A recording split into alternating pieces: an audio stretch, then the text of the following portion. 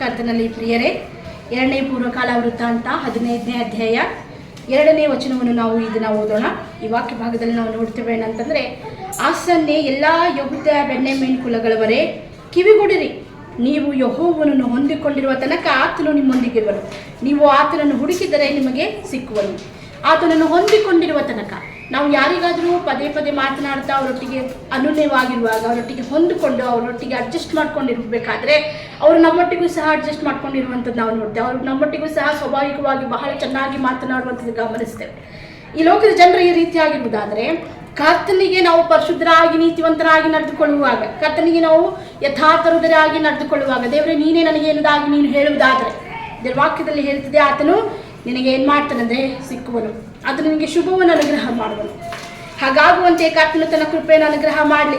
ಕರ್ತನಲ್ಲಿ ಪ್ರಿಯರೇ, ಈ ದಿನ ಕರ್ತನನ್ನು ಹುಡುಕುವವರಾಗಿರೋಣ. ಯೇಸು ಕ್ರಿಸ್ತನ ಹೆಸರಿನಲ್ಲಿ ಮೇಲೆಲ್ಲರಿಗೂ ಕರ್ತನು ಶುಭವನ್ನು ಅನುಗ್ರಹ ಮಾಡಲಿ. ಆಮೇನ್.